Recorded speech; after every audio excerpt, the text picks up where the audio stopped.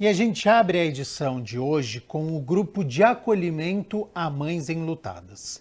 Essa é a proposta do projeto Prosseguir, que por meio de encontros presenciais auxilia mulheres a ressignificarem as dores, prosseguindo por novos caminhos depois da morte de um filho.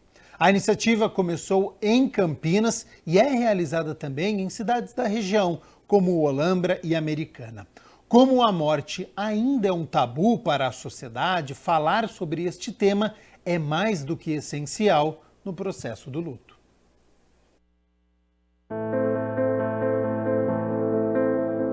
Só uma mãe entende a dor de outra mãe. É nessa roda de conversa que mães enlutadas trocam sentimentos, emoções, dúvidas. Não há lugar para julgamentos e cobranças, apenas acolhimento.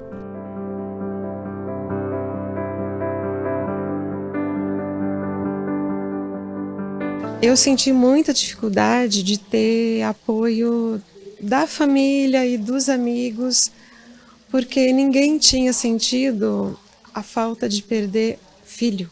Filho, eu acho que só entende quem perdeu o filho.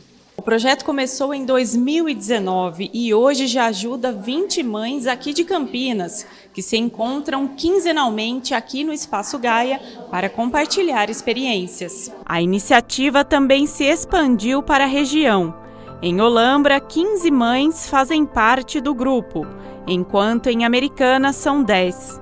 Tudo começou a partir de uma necessidade observada na ONG Fraternidade Sem Fronteiras. Com o Ranieri Dias, atual vice-presidente da Fraternidade Sem Fronteiras, onde eu sou voluntária dessa ONG, com uma demanda muito grande, que ele começou a encontrar muitas mães, né, em sofrimento, colocou esse assunto para 2 psicólogas voluntárias, né, na época, e na hora a gente abraçou a ideia, acolher as mães enlutadas. Acolher significa o quê?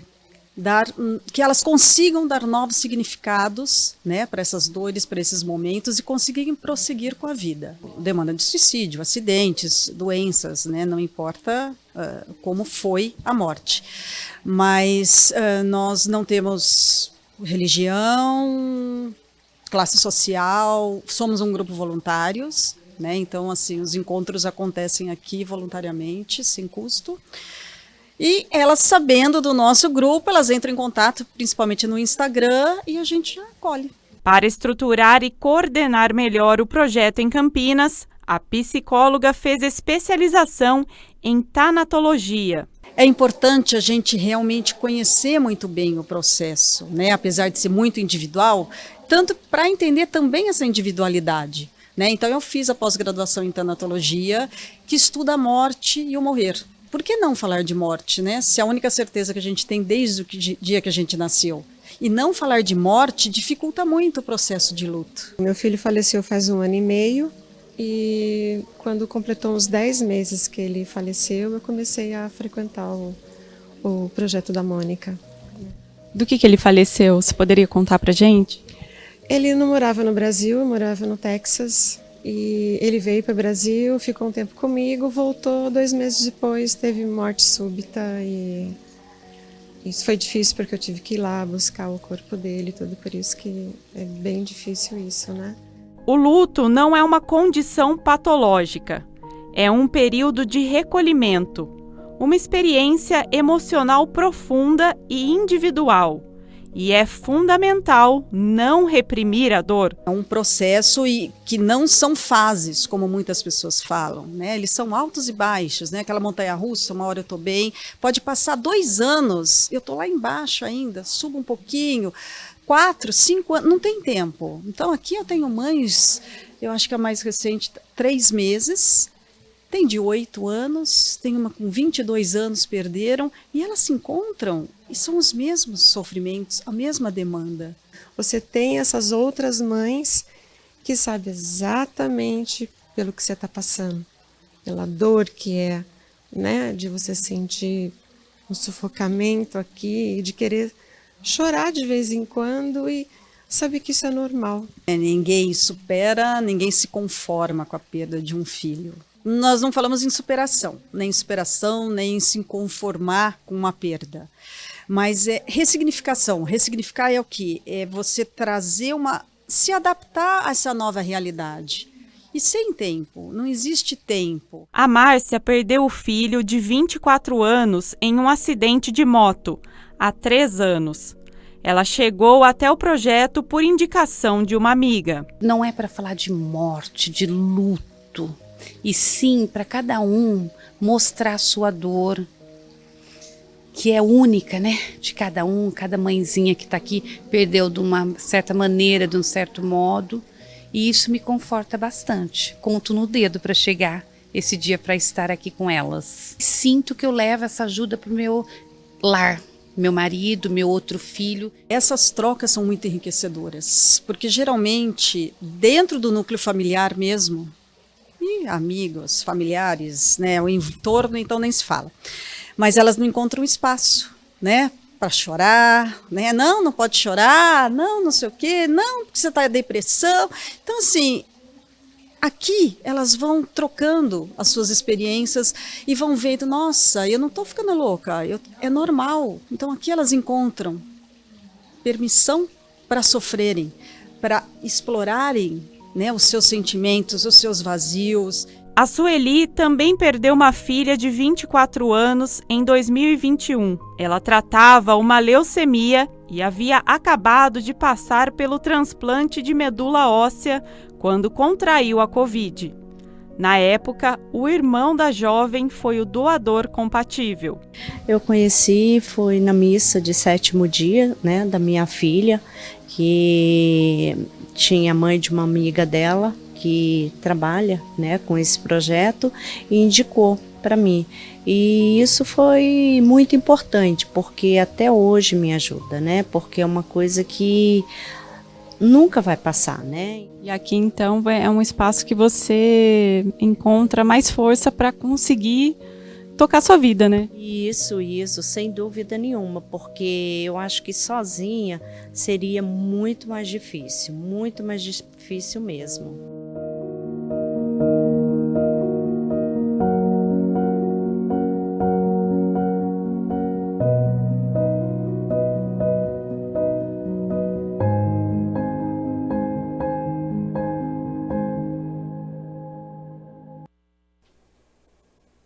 Que projeto importante e espaço necessário. Para entrar em contato, conhecer mais sobre o projeto, você pode acessar a página no Instagram, é @prosseguir.mãesenlutadas.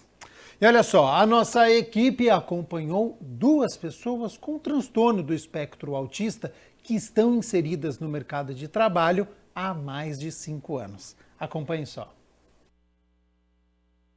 A inclusão de um autista no mercado de trabalho é garantida pela mesma lei que determina a participação mínima para pessoas com qualquer deficiência. É a Lei 12.764 de 2012, também conhecida como Lei Berenice Piana. Em Campinas, uma clínica escola terapêutica transdisciplinar atua no desenvolvimento humano e na socialização de pessoas, principalmente com transtorno do espectro do autismo, com ênfase na inserção, acessibilidade e inclusão no mercado de trabalho. A terapeuta ocupacional Cristiane Jesuíno explica que o aluno autista passa por um período de preparação, onde suas melhores habilidades são identificadas e treinadas para o preenchimento de uma possível vaga. A gente trabalha principalmente com os adolescentes e adultos, a gente trabalha em oficinas, né, numa parte mais de atendimento grupal,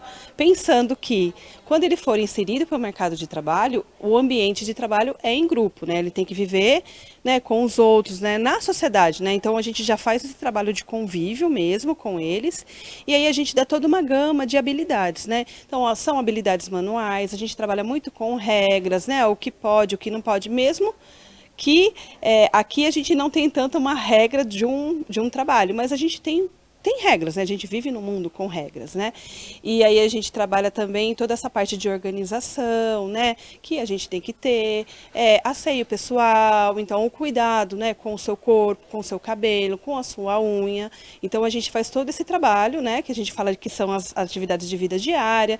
Também tem a parte de alimentação, então saber usar um garfo e uma faca. Então a gente faz todo esse trabalho mesmo, né? Bem amplo, que é realmente pensando mesmo, né? Numa inserção do mercado de trabalho, para que quando a empresa chega para a gente consegue cruzar, né?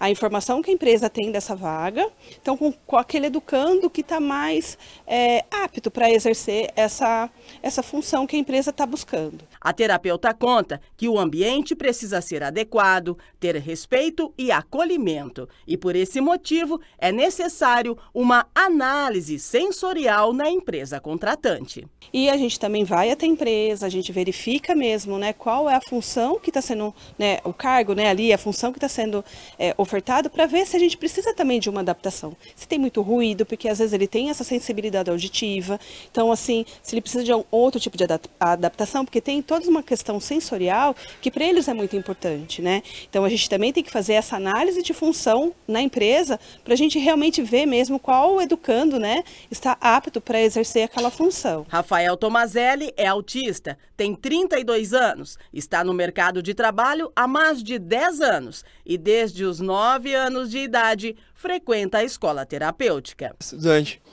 E o que você estuda? Natação, basquete, essas coisas. Você faz natação? Sim.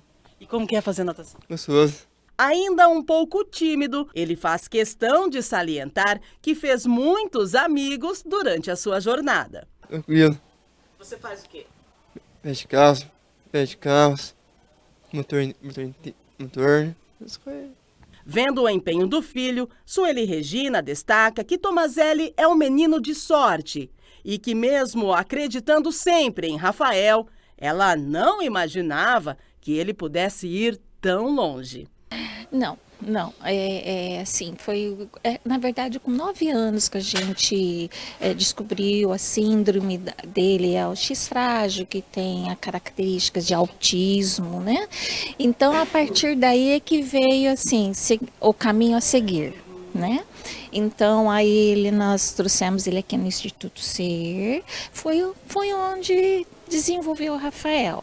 Prepararam o Rafael para o mercado de trabalho. Com 18 anos, ele começou a trabalhar numa empresa, ficou lá 6 anos e depois foi para outra empresa, que está há 8 anos lá. Então, na verdade, hoje ele tem 32, 14 anos de trabalho. É uma maravilha, ele ama de paixão o trabalho dele, ele fez muitos amigos nas 2 empresas. Eu acho que deveria todas as empresas entrar nessa questão de dar oportunidades para eles, né? Porque o Rafael, assim, foi um sortudo. Mais um exemplo de disciplina e dedicação, esse é o Rafael Peixoto, ou o Fael, como ele gosta de ser chamado. Fael estuda pela manhã e à tarde trabalha em uma empresa de fast food há 10 anos e já passou por quase todos os setores. 10 anos, faz tratamento de 10 anos. 10 anos,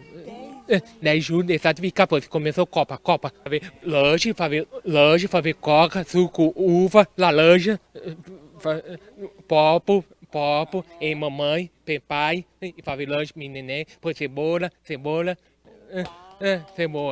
Empolgado, Fael conta que com economia e planejamento realizou o sonho de conhecer vários países, entre eles a Espanha. Mas a tia foi achar Portugal, foi 9 dias, foi achar Portugal, 9 dias. Você foi? Foi achar Fátima, Panha, e depois Panha e outro país. Não, outro país. Comer capítulo. Comeu. E tudo com dinheiro que você paga? Salário vai, tudo salário vai. Se por um lado a pessoa com TEA pode ter algumas limitações, por outro, ela pode ser surpreendentemente brilhante. E olha o Fael aí, no suco, no refrigerante e interagindo com os colegas de trabalho.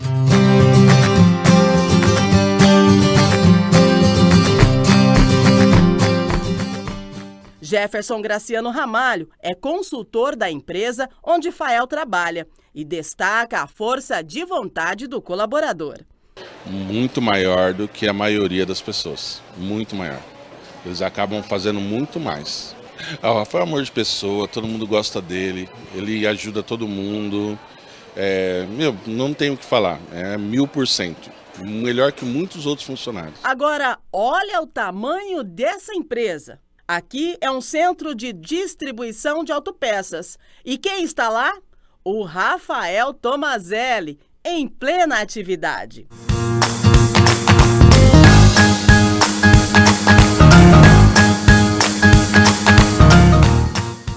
Separa, cadastra, confere, interage com a equipe. Equipe essa que vem de longa data. Isso porque o Tomazelli foi indicado pelo Rafael Mota para trabalhar na empresa. Uma amizade que já ultrapassa 15 anos. Então, o Rafa eu conheci ele em 2007, né, através de uma outra empresa que a gente trabalhou junto. E na época a gente fica meio assim na dúvida, né? Porque o Rafa era uma pessoa na época muito fechada. E aí a gente foi aos poucos ganhando o carinho, a atenção e a confiança dele. E quando eu vim para a Cássia, a gente abriu esse projeto, né? E eu não pensei duas vezes em trazer ele para cá. O Rafa está com a gente aqui há 9 anos e provando para a gente que foi a decisão mais certa que a gente tomou com esse tema, né? Que não é só especial para quem tem o transtorno do espectro do autismo, mas para todas as pessoas que não têm também. Pela consciência, em saber que a empresa incentiva e que busca abrir mais espaço no mercado de trabalho para eles. Auxiliar de logística, Gisele Cristina também divide o ambiente de trabalho com Rafael Tomazelli. Olha, é uma experiência muito nova, né? Para mim, principalmente, é uma experiência nova, mas é muito bom, ele é muito querido aqui dentro. Ele trabalha muito bem, né? E ele é uma pessoa excelente. O gerente da empresa, Edson Luiz de Almeida, admira a organização, o detalhamento, a pontualidade e a alegria do Tomazelli. Então ele é muito legal, ele traz muita alegria, muito dinamismo para o time aqui, todos ao redor aqui contagiam com ele, enfim, é uma alegria ter o Rafa aqui junto com a gente na nossa operação.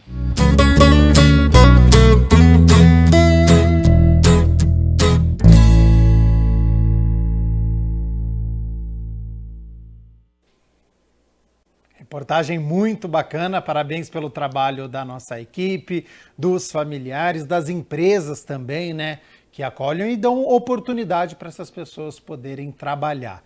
12:00 mais 20 minutos, muito obrigado pela sua companhia, pela sua audiência, pelo YouTube aqui da TV Câmara Campinas, no chat as pessoas assistindo ao nosso telejornal. Quero agradecer a Anne Cardoso, mandou aqui, amei o programa desenvolvido pela Fraternidade, segmento da psicóloga maravilhosa Mônica, que ótimo coração, ajudam muitos enlutados, aquela primeira reportagem que nós mostramos aqui sobre o trabalho que é realizado em Campinas e também em cidades da nossa região.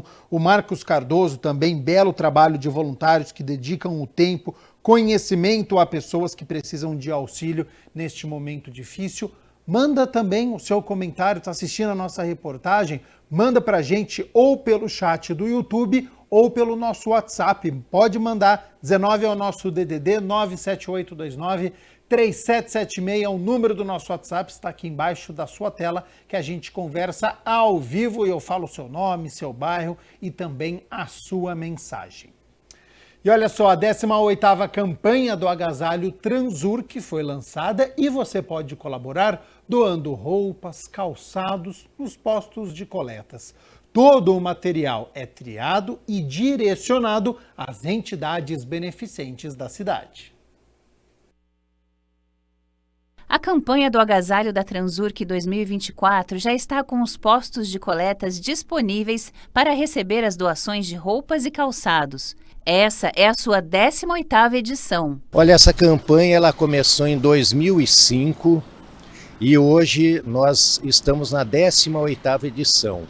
O único período que nós não conseguimos realizar essa campanha foi durante a pandemia, que naquela época as pessoas ficavam em casa, o cenário econômico estava um pouco complicado, enfim, né? Nós ficamos durante esse período sem poder colocar o ônibus na rua, as caixas nos terminais. A expectativa é de que seja mais um ano de grande arrecadação e distribuição de roupas para pessoas em situação de vulnerabilidade social. A expectativa da gente sempre é a melhor possível, porque a gente conta, né, com a solidariedade das pessoas, e durante esses anos todos a campanha vem num crescente. No ano passado, por exemplo, nós conseguimos arrecadar 46 mil peças entre agasalhos e calçados. E essas peças elas foram distribuídas para 41 entidades assistenciais de Campinas. Então, neste ano, a gente sempre quer, né, atender o máximo possível de pessoas. Então, a gente espera, né, com a ajuda das pessoas, dos doadores, conseguir expandir essa campanha ainda mais. As entidades beneficiadas assistem de crianças a idosos. Essas entidades, muitas delas trabalham com crianças, outras com idosos, também tem aquelas que trabalham com adolescentes. Então a gente trabalha toda a gama possível de público. São pessoas necessitadas e que geralmente não têm um sapato para colocar no pé na época mais fria e nem uma roupa mais quentinha também para usar durante o período de inverno. A primeira triagem deve ser feita em casa, separando os itens em boas condições de uso e higiene. Daí é só trazer para um dos pontos de arrecadação e os voluntários da Transur fazem a segunda triagem e encaminham esses itens, roupas e calçados, para as entidades assistenciais da cidade antes mesmo do inverno chegar. Para quem quer doar, os pontos de arrecadação são: um deles é esse aqui, o ônibus que é colocado no Largo do Rosário. Além desse, nós temos caixas em todos os terminais urbanos de Campinas e também no terminal metropolitano de Campinas, de Hortolândia e de Americana. Os nossos colaboradores internos, nossos funcionários, também participam dessa campanha e participam ativamente, que nós colocamos caixas de coleta em todas as garagens das concessionárias de Campinas e de algumas empresas da região metropolitana. O ônibus ele vai ficar aqui no Largo do Rosário até o dia 15 de julho, que é o período que a campanha toda estará arrecadando, e ele vai funcionar de segunda a sexta, das 8 às 17, e aos sábados, das 8 ao meio-dia.